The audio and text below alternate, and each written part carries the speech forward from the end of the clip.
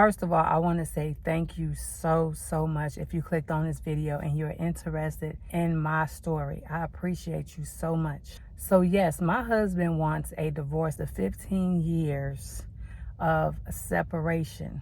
Now, I left Chicago to come to Los Angeles from a domestic violence situation where it left me and my 2 kids by him homeless. We were homeless, living in a shelter in Pasadena, California. Now he wants a divorce when he doesn't have any money, anything going on in his life. Why do you want a divorce now? Mind you, he filed for divorce before we left. Couldn't pay for the divorce, so my attorney had to pay over.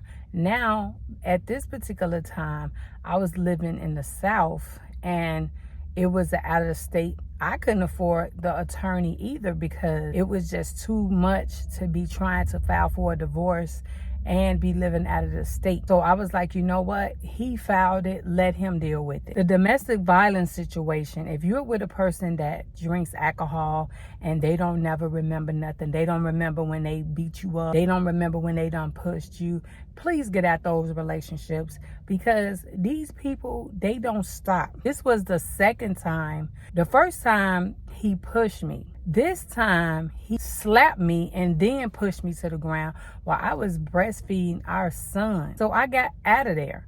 I should have left after the first time he pushed me. Now, I don't have a problem with the divorce, but I'm glad that our kids are teenagers now and they don't have to be subject to be around his drama. Now, I don't have a problem with the divorce. Only problem I have now is I'm not in a situation where I can be running back and forth to Illinois dealing with something that could have been dealt with 15 years ago. I'm so glad that our kids are older now and they are teenagers and they didn't have to grow through any other domestic violence issues that I went through with him.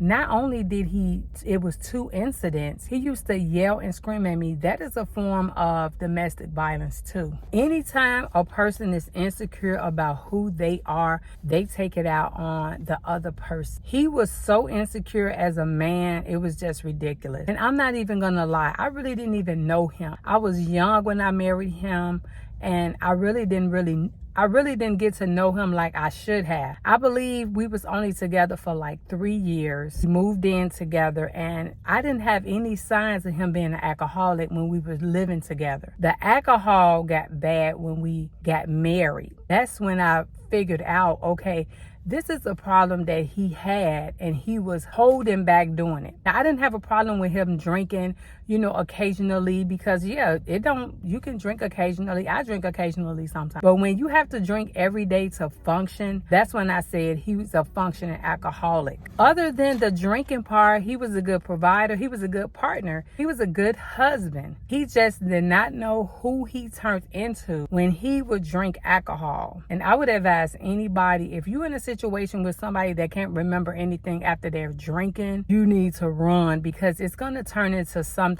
else. And I was really young when I married him. I was like 23 years old. I didn't really know him. He was a much older man than I am. Right now, I'm 47. Right now, he's like 65. So he is way older than me. And he was a manipulator back then because, like I said, the drinking didn't come out. The everyday drinking didn't come out until we were married. We bought a house. We live in, the American dream. That's when things turned left and I had to get out of there for my kids' sake. I didn't want my kids being raised in a family where they're seeing their mom get beat by their dad because the dad can't control his drinking and his mouth. But I'm going to have to figure something out because I want this divorce to be over with. And I feel like we are at a stage now where he is older, I'm older, and we need to go and get the divorce done because why not? Our kids are older now. I pretty much raised them myself, even though we had, set up a little visitation and everything, which was fine with me. I didn't have a problem with that because I would have them all year round and he would keep them in the summer. But my kids used to come back and say, Mom, my dad just had me over my auntie house the whole weekend. He wouldn't even spend time with them. It was like he wasn't even being responsible and spending time with them.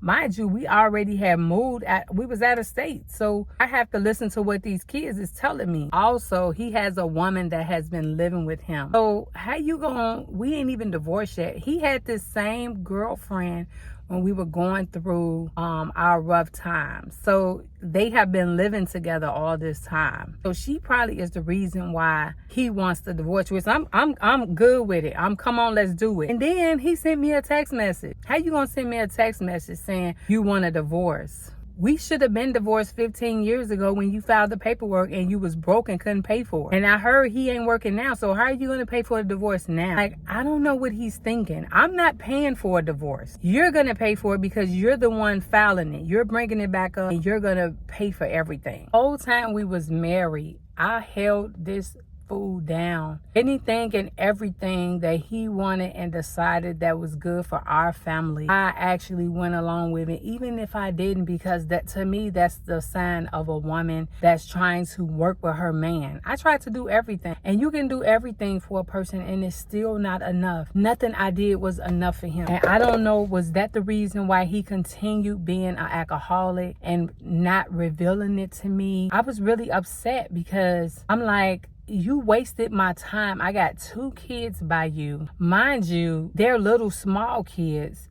And the only thing that you can sit here and say is you're sorry. How are you? You're not sorry because you are with somebody already. He was with this woman and saying that she was a friend of his the whole time he was with her. So he was cheating and thought he was going to be beating me and acting like I did something to him. No, brother, you got to go. Either I got to go or you got to go. And I got up out of that domestic violence situation. Got into a shelter with my kids out here in Los Angeles, and I'm doing way better for myself. I don't understand why he's bringing the divorce up again right now, and he's not even working. Maybe when my daughter told me that he was not even working right now, maybe he got some money saved or something. I'm interested to see how this is going to go because, like I said, he waited until he didn't have to pay child support. The state of Illinois, a man has to pay child support. I don't care about the child support, because I make my own money. All I care about and always wanted was my kids to be safe. I never filed for child support. That's why I never received it. And I told him when he told me about this divorce, when he texted me, look, be a grown man. You got to talk to me, call me. And I'm sorry, y'all, if I feel I'm upset, because it's like,